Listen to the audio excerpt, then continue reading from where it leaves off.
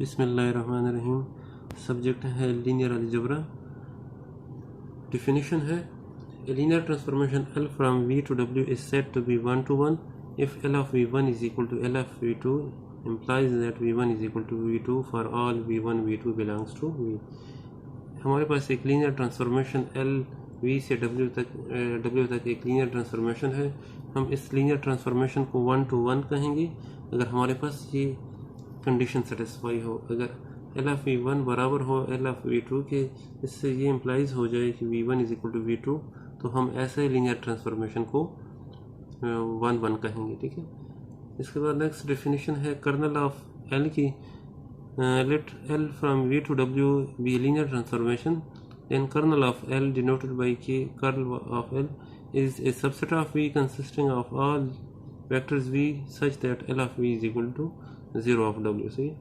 इसका मतलब ये है कि हमारे पास v के वो वेक्टर, डोमेन के वो वेक्टर जो अंडर फंक्शन l हमारे पास w को डोमेन की 0 पर मैप हों, तो वो तमाम वेक्टर्स कर्नल ऑफ l के मेंबर्स होंगे। ठीक है। नेक्स्ट थ्योरम है मेरे पास, if l from v to w is a linear transformation then kernel l is a subspace of v। ठीक है। हमारे पास L जो है V से W तक लीनियर ट्रांसफॉर्मेशन है, ये गिवन है। ठीक है। हमने ये साबित करना है कि कर्ल ऑफ L जो है ये V का सबस्पेस है। सबस्पेस के लिए दो कंडीशन हैं। एक तो इनके कर्ल ऑफ L के आपने दो एलिमेंट्स लेने हैं, उनका सम अगर दोबारा इसको बिलोंग कर जाए, और सेकंड कंडीशन ये है कि आपको स्केलर ले लें, दूसरा वेक्टर आप उस सेट से ले लें, अगर इनकी स्केलर मल्टीप्लिकेशन जो है वो दोबारा इस सेट को बिलोंग कर जाए, तो हम कहते हैं कि ये सेट जो है ये सब स्पेस बन जाता है। ठीक है। Since L of 0 is equal to 0, सही, वी का 0 एलिमेंट जो है वो डब्ल्यू के 0 पर मैप होगा अगर एल आपके पास लीनियर ट्रांसफॉर्मेशन हो। सही। इसको हम पहले भी साबित कर चुके हैं कि आपके पास अगर एल लीनियर ट्रांसफॉर्मेशन हो तो फिर आपका डोमेन जो 0 वेक्टर है वो को डोमेन की 0 पर मैप होता है। ठीक है। Then kernel of L is non empty. हमारे पास कर्ल ऑफ एल में कम से कम एक एलिमेंट आएगा और वो 0 होगा।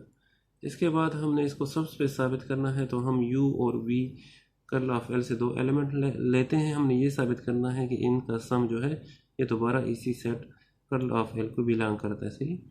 तो जैसा कि u और v दोनों कर्नल ऑफ एल में हैं, तो एल ऑफ v भी 0 के बराबर होगा और एल ऑफ यू भी आपके पास डिफिनीशन ऑफ कर्नल ये 0 ऑफ डब्ल्यू के बराबर आएगा। Now L of you plus V is equal to L of you plus L of V. चूँकि एल हमारे पास लीनियर ट्रांसफॉर्मेशन है, हम लीनियर ट्रांसफॉर्मेशन के डिफिनीशन यहाँ पर यूज़ करेंगे। हमारे पास L of you plus v जो है बराबर आएगा L of you plus L of v. L of u और एल ऑफ वी की आप वैल्यूज पुट कर दें, 0 प्लस 0 से 0 आता है, तो हमारे पास u प्लस वी का इमेज जो है अंडर l 0 आ रहा है। इसका क्या मतलब है? इसका मतलब है कि u प्लस वी जो है कर्नल ऑफ l को बिलोंग करते हैं। मैंने आपको शुरू में बताया था कर्नल ऑफ l के में वो एलिमेंट्स आते हैं जिनका इमेज अंडर l 0 आता है। ठीक है। u प्लस वी का इमेज भी 0 आता है अंडर l, इसका मतलब है कि u plus V belongs to kernel of l। Next, u belongs to kernel of l and k be an scalar. एक स्केलर लेता हूँ, दूसरा u जो है कर्नल से लेता हूँ। अब मैं साबित करूँगा कि k टाइम्स u जो है ये दोबारा कर्नल ऑफ l को बिलोंग करता है। सही। Now l of k times u this is equal to k times l of u। चूँकि l जो है आपके पास लीनियर ट्रांसफॉर्मेशन है, हम लीनियर ट्रांसफॉर्मेशन की डिफिनीशन यूज़ करेंगे। हमारे पास ये बराबर आएगा k times L of you. L of you जो है u चूँकि कर्नल ऑफ l का एलिमेंट है, इसलिए एल ऑफ यू 0 के बराबर आएगा, तो k टाइम्स 0 वेक्टर और इससे दोबारा आपके पास 0 वेक्टर आ जाएगा। This implies that k times u vector जो है this belongs to kernel of l। Subspace की दोनों कंडीशन सेटिस्फाई हो गई हैं। This implies that kernel of l is the subspace of v। Next theorem है हमारे पास कि linear transformation L from V to W is 1 1 if and only if kernel of L is equal to 0। हमारे पास colonel of L में सिर्फ 0 vector आएगा। अगर 0 vector हो तो फिर आपके पास सिर्फ लीनियर ट्रांसफॉर्मेशन 1 1 होगी। ठीक है। अगर आपके पास लीनियर ट्रांसफॉर्मेशन 1 1 है तो कर्नल ऑफ L जो है इसमें आपके पास सिर्फ 0 वेक्टर आएगा। अब हम सपोज करते हैं कि L जो है ये 1 लीनियर ट्रांसफॉर्मेशन है और कर्नल ऑफ L में मैं x एक एलिमेंट लेता हूँ। मैं ये साबित करूँगा x जो है ये आपके पास 0 वेक्टर के बराबर है। Then by definition of kernel L of x is equal to 0, this is equal to L of 0, क्योंकि L लीनियर ट्रांसफॉर्मेशन है। मैंने आपको बताया भी था कि फिर आपके पास 0 का इमेज आपके पास 0 आता है, तो L ऑफ 0 भी 0 के बराबर है, L ऑफ x भी आपके पास 0 है। चूँकि L जो है 1 हम लीनियर ट्रांसफॉर्मेशन सपोज करते हैं, this implies that x is equal to 0, x हमारे पास 0 आ जाएगा। हमने कर्नल में एक एलिमेंट x लिया था, वो 0 के बराबर आ गया। इसका मतलब ये है कि कर्नल ऑफ L में नॉन ज़ीरो एलिमेंट नहीं आते, सिर्फ एक ही एलिमेंट आता है और वो 0 के बराबर है। अब कन्वर्सली हम ये सपोज करते हैं कि कर्नल ऑफ L में सिर्फ 0 एलिमेंट है। ये साबित करेंगे कि L आपके पास लीनियर ट्रांसफॉर्मेशन है। तो सॉरी, L आपके पास 1 लीनियर ट्रांसफॉर्मेशन है। अब हम L ऑफ V1 को L ऑफ V2 के बराबर कंसिडर करेंगे और ये साबित करेंगे V1 is equal to V2। L of V1 is equal to L of V2। आप L ऑफ V2 को लेफ्ट साइड पे शिफ्ट कर दें तो इसका साइन जो है नेगेटिव बन जाएगा और राइट साइड 0 के बराबर आएगी। तो हमारे पास L of V1 minus L of V2 is equal to 0। L चूँकि लीनियर ट्रांसफॉर्मेशन है तो using definition of linear transformation this implies that L of V1 minus V2 is equal to 0। सही है, L जो है वो कॉमन हो जाएगा। इसका क्या मतलब है? इसका मतलब है V1 माइनस V2 का इमेज जो है वो 0 आ रहा है। इसका ये मतलब है कि V1 minus V2 this belongs to kernel of L। लेकिन हमारी सपोजिशन है कि कर्नल ऑफ L में सिर्फ 0 वेक्टर है। इसका मतलब है V1 माइनस V2 0 के बराबर आएगा। This implies that V1 is equal to V2 and hence L is 1 linear transformation. Next हमारे पास एक कॉरोलरी है कि L of x is equal to b, L of y is equal to b, then x minus y belongs to kernel of L। इसका मतलब है कि अगर आपके पास दो डोमेन के दो एलिमेंट्स का इमेज बराबर आ रहा है तो इसका जो डिफरेंस आएगा वो ज़रूर कर्नल ऑफ L को बिलोंग करेगा। Since L of x is equal to b, L of y is equal to b, this implies that L of x minus L of y is equal to b minus b। b minus b से तो हमारे पास 0 आएगा। क्योंकि L linear transformation है इसलिए हम L of x minus L of y को बराबर लिख सकते हैं L of x minus y is equal to 0। x minus y का इमेज जो है अंडर L 0 आ रहा है। इसका क्या मतलब है? इसका मतलब है x minus y belongs to kernel of L और ये रिक्वायर्ड था मेरे पास। नेक्स्ट डिफिनीशन है मेरे पास रेंज ऑफ L की। If L from V to W is a linear transformation, then the range of L denoted by range of L is the set of all those vectors in W that are image under L of vectors in V। सही, इसका मतलब ये है कि W की range of L में W के वो वेक्टर्स आएंगे जो कि इमेज बनते हैं वेक्टर V के एलिमेंट्स के जो इमेजेस बनते हैं W में, वो रेंज ऑफ L में जाएंगे। सही, thus vector W is in the range of L if there exists some vector V in V such that L of V is equal to 0। सही है, हमारे पास रेंज में वो वेक्टर W आएंगे जिनकी हमारे पास प्री इमेज V जो हो V में एग्जिस्ट हो। नेक्स्ट थ्योरम है हमारे पास कि if L from V to W is a linear transformation then range of L is a subspace of V। अगर आपके पास L जो है V से W तक लीनियर ट्रांसफॉर्मेशन है तो रेंज ऑफ L जो होगा वो W का सबस्पेस बनेगा। सही है, रेंज ऑफ L W का सबस्पेस बनता है। सबस्पेस के लिए हम क्या करते हैं, रेंज ऑफ L से दो एलिमेंट लेंगे W1 W2, ये साबित करेंगे कि इसका सम जो है दोबारा रेंज ऑफ L में है। Then by using definition of range of L there exists some vector V1 V2 belongs to V such that W1 is equal to L of V1 and W2 is equal to L of V2।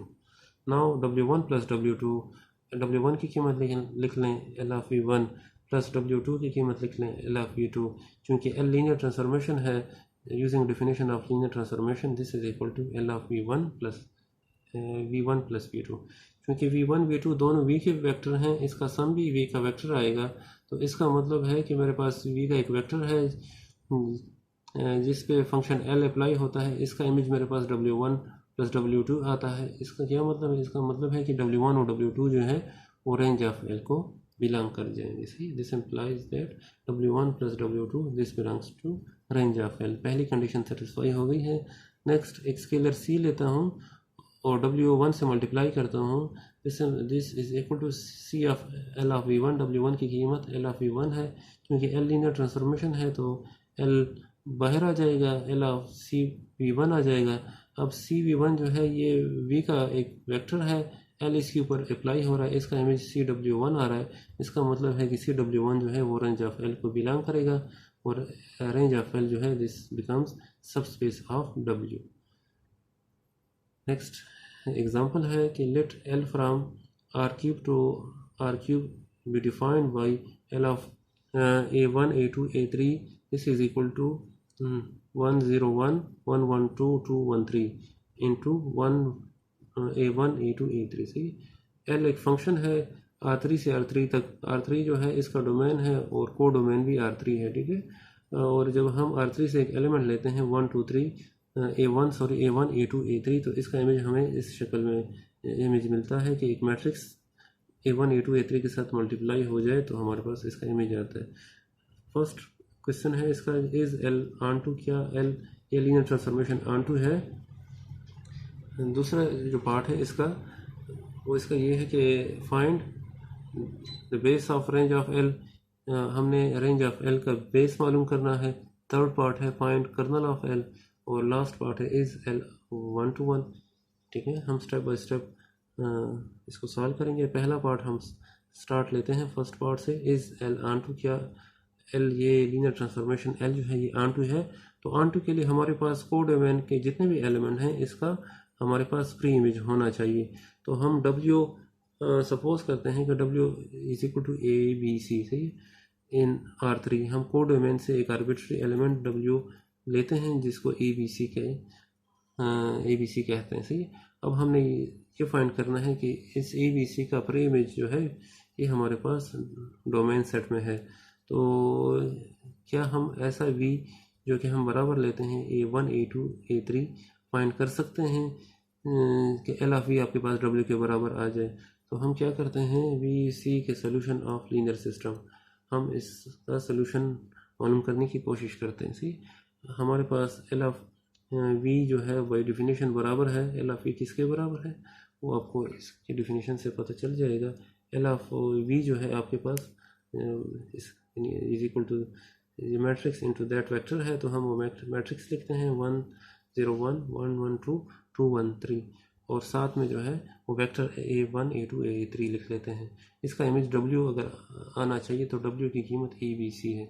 अब हम इसका solution मालूम करते हैं, तो हम एगमेंटेड matrix consider करते हैं, उसको रिड्यूस इक्विलान फॉर्म में कन्वर्ट करते हैं। जब उसको रिड्यूस इक्विलान फॉर्म में कन्वर्ट करते हैं तो हमारे पास ये सिंप्लीफाई होकर ये फॉर्म आता है। अब आप इसको देख लें, इसकी जो थर्ड रो है इसके एक साइड पे तीनों एंट्री 0 के बराबर हैं और राइट साइड पे C minus B minus A आता है। तो इसका सोल्यूशन तभी एग्जिस्ट होगा अगर राइट साइड जो है ये 0 के बराबर आ जाए। राइट साइड पे जो आखिरी एंट्री है C minus B minus A ये 0 के बराबर आ जाए। लेकिन ये तो इन जनरल हमेशा 0 के बराबर नहीं होगा, बाज़ औक़ात ये नॉन ज़ीरो पे आएगा। तो इसका मतलब है कि इसका सोल्यूशन एग्जिस्ट नहीं होता। सोल्यूशन एग्जिस्ट नहीं होता तो इसका मतलब है कि फंक्शन जो होगा ये ऑन टू नहीं होगा। बी पार्ट है कि हमने रेंज ऑफ एल का बेस मालूम करना है, ठीक है।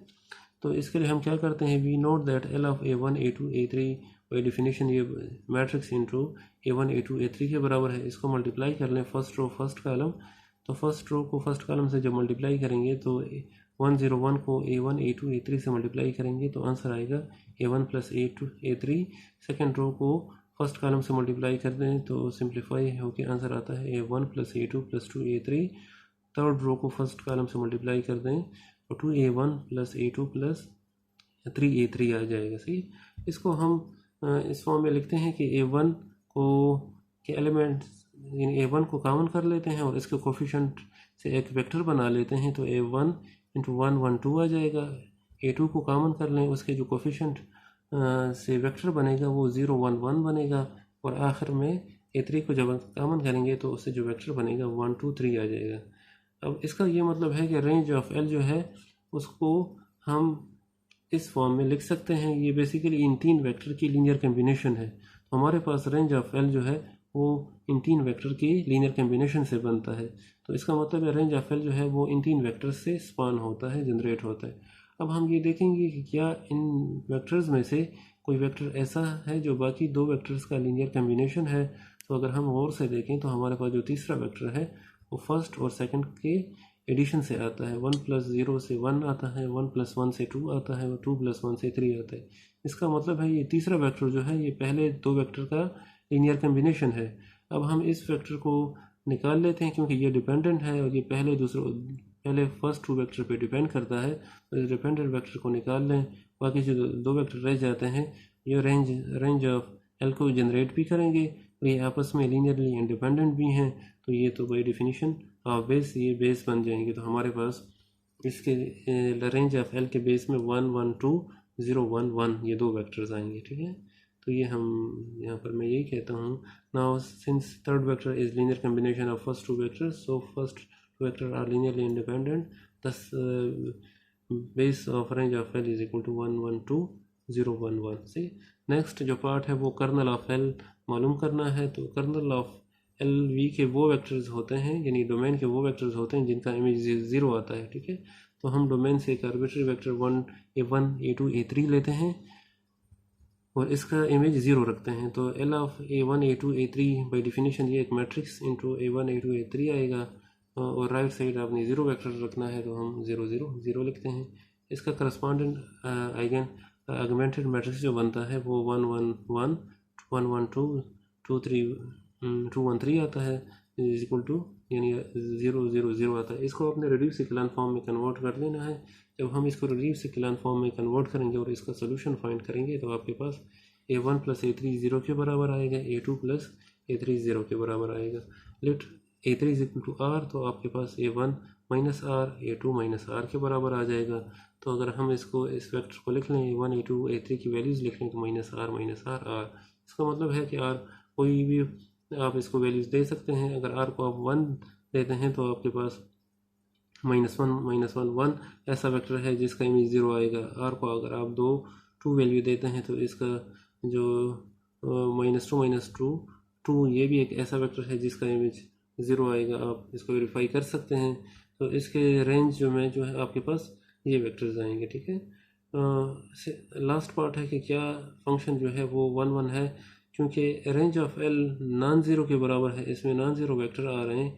This implies that L is not 1 1। हमने एक थ्योरम पढ़ा है कि फंक्शन 1 1 होगा तो रेंज ऑफ एल 0 के बराबर आएगा।